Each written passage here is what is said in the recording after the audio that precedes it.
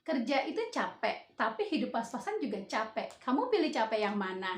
Assalamualaikum warahmatullahi wabarakatuh. Hai, aku Edit. Aku mempunyai visi memperbaiki diri sendiri dan orang lain secara bersamaan. Terima kasih buat teman-teman ya yang selalu setia nonton video-video aku. Aku tuh jadi semangat membuatnya. Video kali ini aku akan sharing tips untuk mendapatkan extra income. Kemarin kan masih ingat ya rumus tentang keuangan yang sehat, yaitu pengeluaran harus lebih kecil daripada pendapatan, atau sebaliknya pendapatannya yang harus lebih besar daripada pengeluaran. Kalau aku jujur aku lebih fokus untuk meningkatkan pendapatan. Karena apa? Karena alasan yang pertama, kita semua tahu, kita semua paham, harga tuh makin lama makin naik. Harga sembako makin naik, harga pendidikan makin naik, bayar tol, parkir juga makin naik. Dan kita tuh paham benar, makin hari kita kebutuhannya tuh makin besar, makin meningkat. Pada saat usia produktif, yaitu usia 30 sampai 50 tahun, biasanya kita kebutuhannya banyak nih, nyekolahin anak, pengen punya rumah dan kendaraannya cash, nabung haji dan umroh gitu kan. Nah, ketika kita beranggapan, wah nanti kalau udah tua, udah pensiun, udah tua nih, kita udah mapan, anak-anak udah selesai sekolahnya, kita udah punya rumah sama mobil, tabungan haji sama umroh juga udah ada. Wah, kebutuhan kita sudah berkurang nih. Jangan salah teman-teman. Kadang ketika usia muda kita kerja terus sampai mengabaikan kesehatan kita.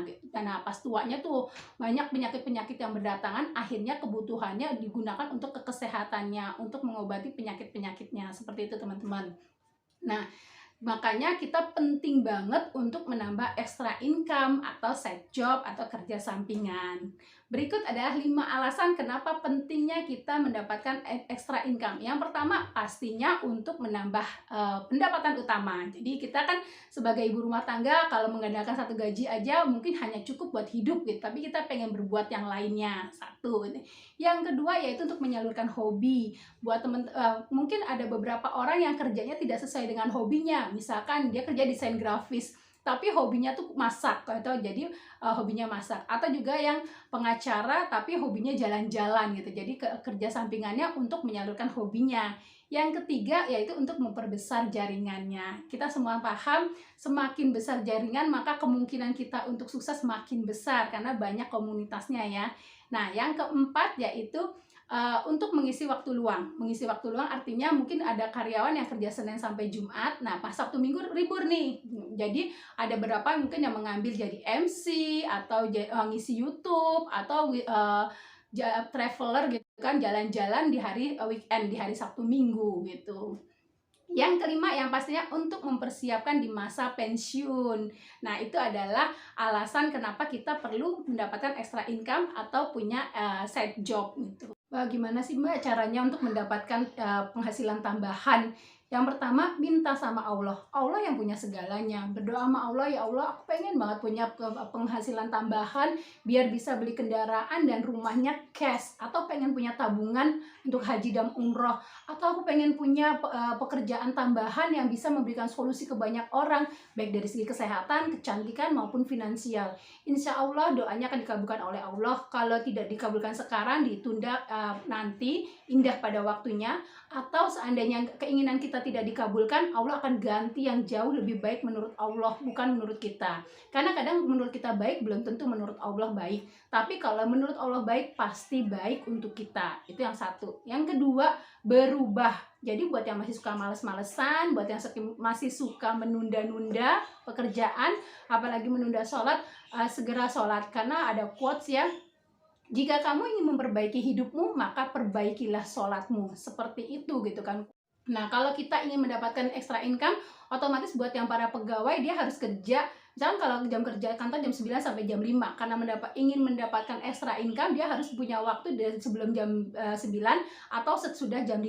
Atau buat kita yang ibu rumah tangga, kita harus siap untuk bangun lebih awal dan tidurnya lebih malam. Artinya kita harus siap capek. Nah, yang ketiga yaitu perbanyak silaturahmi. Karena kita tahu banget dengan memperbanyak silaturahmi, kita akan memperbesar rezeki kita, akan memberi menyehatkan kita juga. Dan sekarang ini gampang banget kondisi seperti ini, silaturahmi mungkin kita belum bisa ketemu langsung, kita bisa pakai video call atau Zoom atau Google Meet gitu kan, sesemudah itu silaturahminya. Dan yang keempat, upgrade ilmu teman-teman. Jadi ilmu itu penting banget, apalagi buat muslim. Buat seorang muslim itu ilmu itu wajib hukumnya untuk menuntut ilmu, dan kita akan ditinggikan derajatnya jika kita memiliki ilmu. Yang kelima, berdagang atau bisnis. Kita tahu 9 dari pintu rezeki adalah berdagang. Aduh mbak, aku kan nggak bisa jualan mbak, nggak bakat ngomong, nggak bisa, udah malu mbak kalau jualan. Jangan malu, niatkan berdagangnya karena ibadah. Jadi kalau kita berdagang, kita dapat barang dagangannya laris, dapat rezekinya besar, kita bisa sedekah lebih banyak lagi. Jangan salah ya teman-teman, kadang masih ada mindset yang yaudah aku sedekah lebih besar biar daganganku lebih laris. Yang benar adalah dagangnya laris, dapat untungnya banyak, kita bisa sedekah lebih banyak lagi. Nah itu tadi cara untuk mendapatkan extra income. Nah aku tuh gimana ya mbak ya, aku tuh umurnya udah gak muda lagi, terus aku juga gak punya pengalaman bisnis. Aku nggak bisa ninggalin anak-anakku mbak, modal aku juga pas-pasan aja, cukup aja gitu. Kira-kira kerja apa ya mbak yang cocok buat aku? Mungkin ada pertanyaan seperti itu dari teman-teman ya. Jadi aku kasih beberapa pilihan yang mungkin cocok buat teman-teman. Yang pertama yaitu buat kamu yang hobinya tuh masak, kamu bisa ambil bisnis jasa catering atau bikin kue. Jadi di bisnis kuliner.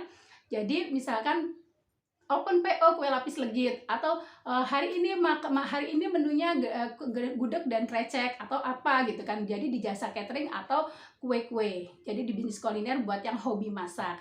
Buat yang hobi ngomong bisa jadi MC, bisa diisi webinar, bisa jadi YouTube. Buat yang hobinya nulis bisa bikin buku atau nulis vlog gitu. Buat yang punya kesabaran lebih atau misalkan ada ilmunya sedikit, bisa nih buka les privat. Kalau buat yang punya kesabaran lebih, bolehlah baca buat les privat calistung, baca tulis hitung buat anak-anak TK kelas 1 kelas 2 gitu.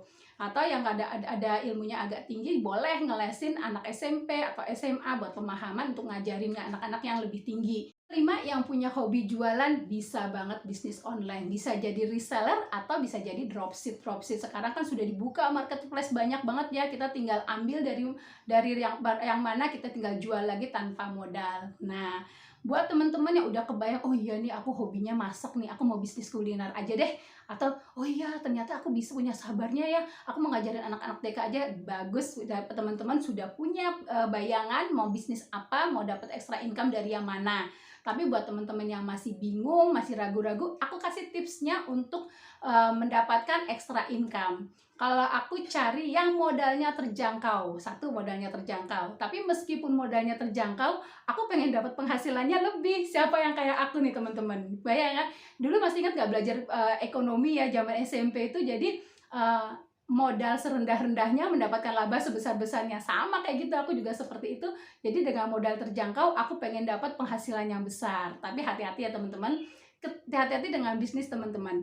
Ketika penghasilannya besar, hati-hati kalau ada yang salah nih. Kalau misalkan ketika bisnisnya besar, ternyata kita nggak punya waktu buat keluarga, sholat kita juga tertunda-tunda, kesehatan kita juga terganggu, atau wajah kita tuh gampang kelihatan capek. Itu artinya ada yang salah dengan bisnis teman-teman. Jadi yang benar itu ketika bisnisnya besar, kita punya banyak waktu buat keluarga, kita banyak pilihan untuk spiritual gitu kan, bisa milih privilege yang mana, kelebihan yang mana, kita punya kesehatan jauh lebih prima, dan juga punya wajah yang seger, fresh, dan tampak awet muda. Itu yang benar.